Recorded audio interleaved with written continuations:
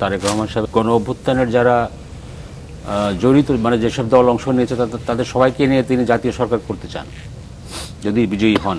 জি, সেই হিসাবে এনসিপির কথা তিনি আলাদাভাবে বলেছেন। আমিও চাই, আমি খুব আনন্দিত।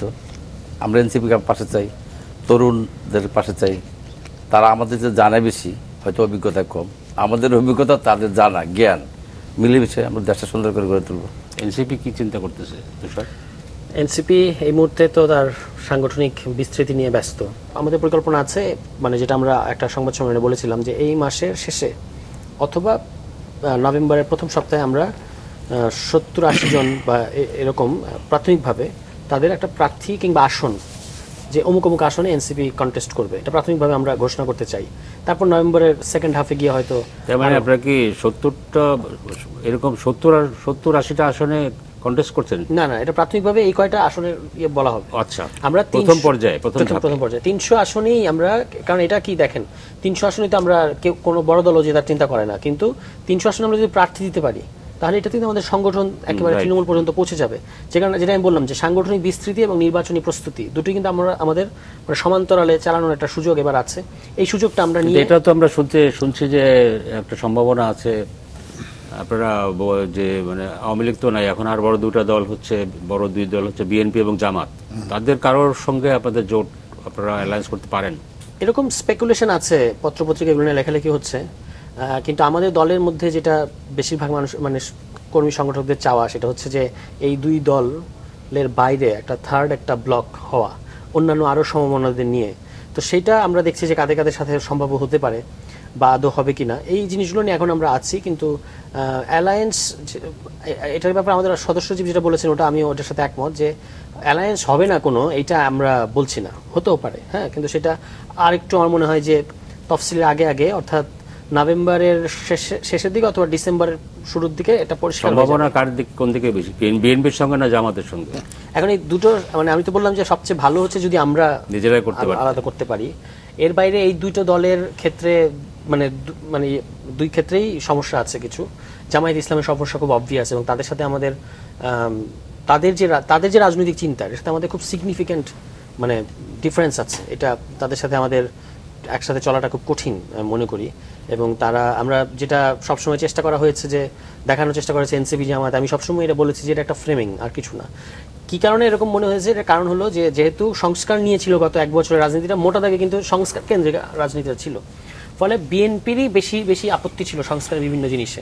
আমরা সংস্কারের ব্যাপারে খুব সিনসিয়ার এবং খুব কমিটেড ছিলাম, ফলে আমাদের স্বাভাবিকভাবে বিএনপিকে মোকাবেলা করতে হয়েছে। তখন মনে হয়েছে যে যেটা জামায়াত ইসলাম সবসময় করে থাকে আর কি, তাল দেয়ার। তো এই তাল দেয়ার রাজনীতি তারা করেছে খুব ভালো মতো, আমার কাছে মনে হয়। মানে অন্তত শেষ দিকে এসে এখন যে অবস্থাটা দাঁড়িয়েছে তাতে মনে হচ্ছে তারা তাল দেয়ার রাজনীতি করেছে, এবং এই তাল দেয়ার রাজনীতি করাতে মনে হয়েছে যে জামায়াত ইসলাম এবং এনসিপি খুব কাছাকাছি। কিন্তু আপনি দেখবেন যে এনসিপি সবসময় খুব এথিক্যাল স্ট্যান্ড নিয়েছে অন্তত সংস্কারের প্রশ্নে। এটাকে ক্ষমতার কিংবা আসনের ভাগাভাগি এই সমস্ত জায়গায় নিতে চায় না। এটা আমাদের বাংলাদেশ রাষ্ট্রের পুনর্গঠনের জন্য জরুরি, এটা আমরা মনে করেছি। তো সেই দিক থেকে আমাদের কাছে মনে হয় যে যেহেতু জামায়াত আর তার চেয়ে বড় জিনিস, তারা একটা ধর্মভিত্তিক দল, আমরা অবশ্যই ধর্মে বিশ্বাস করি। আমি নিজে একজন মুসলমান, গর্বিত মুসলমান। আবার এই অঞ্চলে ইসলামের যে প্রভাব এবং ইসলামের যে ঐতিহ্য ইতিহাস, সেগুলোর আমরা গর্বিত উত্তরাধিকার, কিন্তু আমরা কোনো ধর্মীয় রাজনীতি করবো না, এটা আমাদের সিদ্ধান্ত। ওকে, তাহলে সম্ভাবনা জামাতের সঙ্গে সম্ভাবনা কম হলে বিএনপির সঙ্গে হতে পারে। এই দুই দলের সঙ্গে যদি, এই দুই দলকে নিয়ে যদি বিবেচনা করি, এই দুই দলের মধ্যে যদি হয়, সেক্ষেত্রে হয়তো বিএনপির একটা মানে স্বাভাবিকভাবে লজিক্যালি অঙ্কের মতো করে আগালে বিএনপির দিকেই পাল্লাটা ভারী। কিন্তু যেটা হচ্ছে যে আমাদের দলে অনেকের বিএনপির যে গত এক বছরের রাজনীতি কিংবা বিএনপির যে আপনার 2001-06 যে শাসনামল, এগুলো নিয়ে আমাদের দলের মধ্যে সিরিয়াস অবজারভেশন আছে অনেকের। ফলে এই দুটো নিয়ে আলোচনা হয়, আমি সেটা বলবো না, আমাদের মধ্যে আলোচনা হয়েছে প্রাথমিকভাবে, তারপরে এই সম্ভাব্যতা যাচাইয়ের কথা হয়েছে, এবং খুব শক্তিশালী একটা মতামত এটাও আছে যে আমরা হোয়াই নট, যেহেতু বহুদলীয় গণতন্ত্র এবং এই দুই দলে কিন্তু বাকি সব দল বিলীন হয়ে গেছে, তো এই দুই দলের বাইরে থার্ড একটা ব্লক, যেটা এনসিপির কাছে মানুষের সত্যি করে আপনি যদি চিন্তা করেন, হয়তো আমরা আত্মপ্রকাশের এক বছরের মধ্যে ইলেকশন করতে হচ্ছে বলে তাড়াহুড়া, এই সময়ের কোনটা ডিজার্ভ করে এইগুলো ভেবে আমাকে অনেক সিদ্ধান্ত নিতে হচ্ছে। কিন্তু আপনি যদি লং টার্মে চিন্তা করেন, বাংলাদেশের মানুষ এনসিপির মতো একটা দলের কাছ থেকে কি আশা করেছে যে আপনি ভাই আলাদা আরেকটা দেয়ালে যাস, আরেকটা ইট হয়েন না, আলাদা একটা রাজনীতি দাঁড় করান। হ্যাঁ, তো সেটা করার জন্য একটা দলের এক বছরের মাথায় সেই হয়তো জাসদ ছাড়া আর বোধহয় কোনো দলের আত্মপ্রকাশের 1 বছরের মধ্যে ইলেকশন করার ইতিহাস বাংলাদেশে খুব একটা পাওয়া যায় না।